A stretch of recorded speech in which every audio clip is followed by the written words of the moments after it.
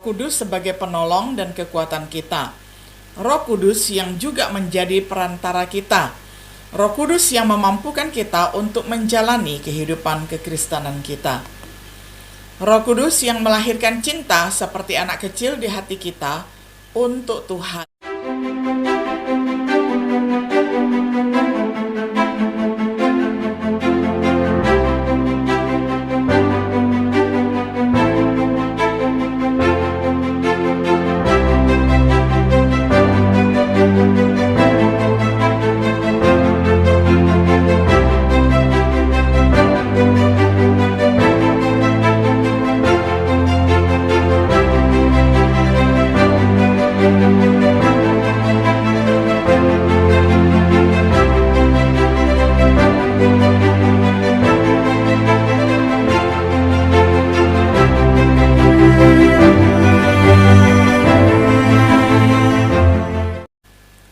Shalom, sahabat Biblika yang dikasihi oleh Tuhan.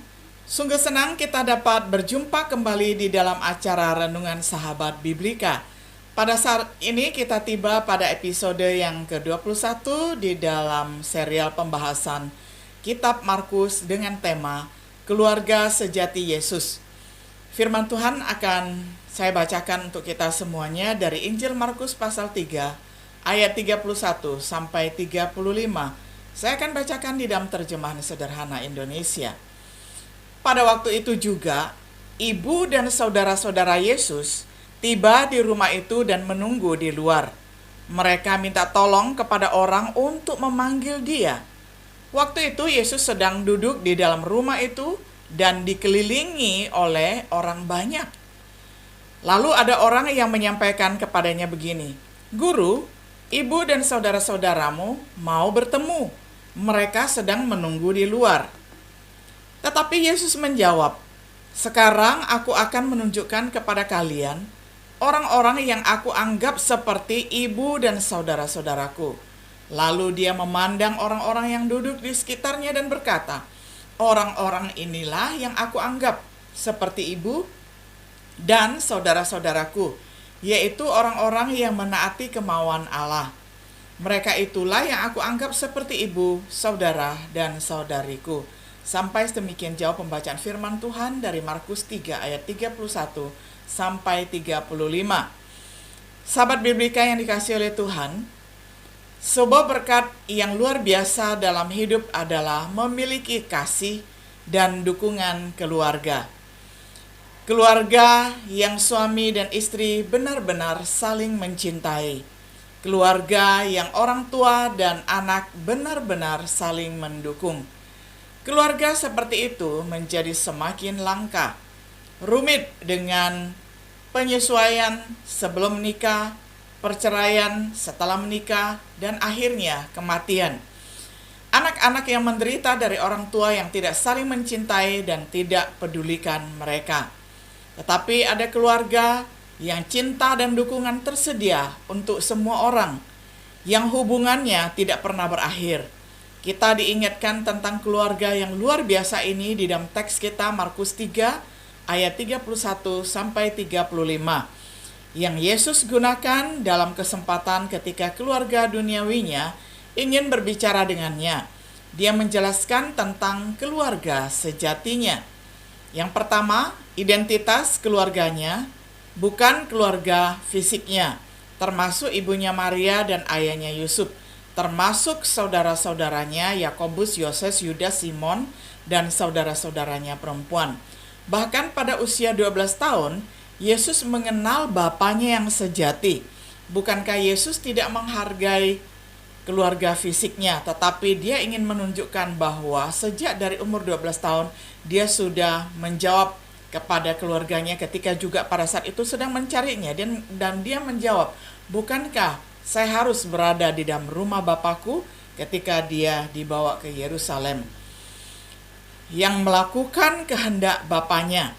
Murid-muridnya seperti yang diidentifikasi pada kesempatan teks kita, siapapun yang melakukan kehendak Bapaknya adalah mereka yang dikenali sebagai saudara-saudaranya. Mereka adalah orang-orang yang benar-benar diberkati. Keluarga sejati Yesus adalah keluarga rohaninya. Setelah mengidentifikasi keluarga sejati Yesus, mari kita tinjau beberapa berkat keluarga ini. Berkat dari keluarganya, yakni keluarga ilahi, Tuhan sebagai Bapa kita, Bapa yang mendengarkan doa kita, Bapa yang menyediakan kebutuhan pokok kita ataupun kebutuhan primer kita, Bapa yang mengampuni dosa-dosa kita, Bapa yang membebaskan kita dari si jahat. Yesus sebagai saudara kita, orang yang bangga menyebut kita sebagai saudaranya. Yesus adalah saudara sulung kita dan kita adalah adik-adiknya, kita adalah saudara-saudaranya. Orang yang menjadikan seperti saudara-saudaranya adalah imam besar kita yang sempurna. Jadi Yesus pada saat ini juga menjalankan fungsinya sebagai imam besar yang agung, berdoa syafaat untuk kita semuanya. Orang yang hidup untuk menjadi perantara bagi kita. Yesus adalah perantara satu-satunya yang sempurna dari kita menuju kepada Bapa. Jadi kepada Bapa mendamaikan dengan setiap diri kita yang dulu adalah seterunya. Jadi melalui Yesuslah sang jembatan, sang jalan ataupun sang perantara yang hidup. Lalu yang ketiga, Roh Kudus sebagai penolong dan kekuatan kita. Roh Kudus yang juga menjadi perantara kita. Roh Kudus yang memampukan kita untuk menjalani kehidupan kekristenan kita.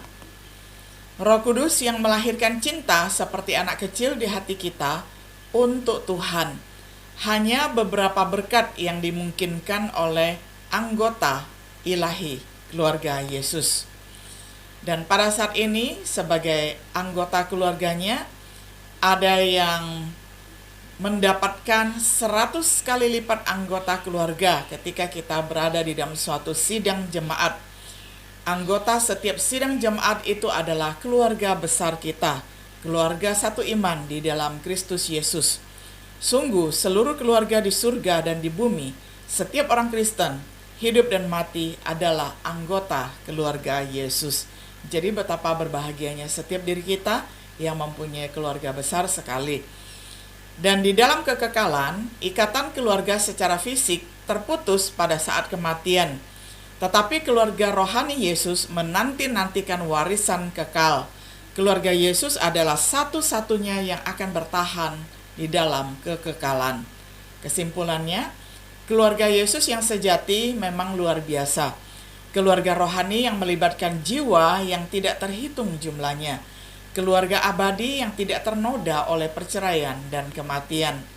Menjadi anggota yang diterima dari keluarga ini, hal ini dimungkinkan oleh kasih karunia Allah yang luar biasa. Adalah hasil dari rencana penebusan Tuhan yang luar biasa di dalam Yesus Kristus. Keluarga sejati Yesus tersedia untuk semua orang, yakni orang yang bersedia menerima Dia melalui iman dan baptisan, orang yang dilahirkan kembali dari air dan Roh Kudus, orang yang menjadi keluarga Yesus melalui ketaatan kepada kehendak Tuhan.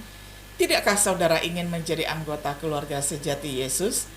Sahabat setia dan rekan Biblika yang dikasihi oleh Tuhan, saya pun ingin menjadi keluarga Yesus dan sudah diterima menjadi anggota keluarga Yesus karena saya sudah percaya kepadanya, sudah dibaptis, dan sudah setiap hari belajar untuk berjalan di dalam kehendak Tuhan. Sehingga dengan demikian kita boleh bergandengan tangan untuk memuliakan nama Allah Bapa kita yang di surga. Kiranya Tuhan Yesus memberkati kita semuanya. Shalom.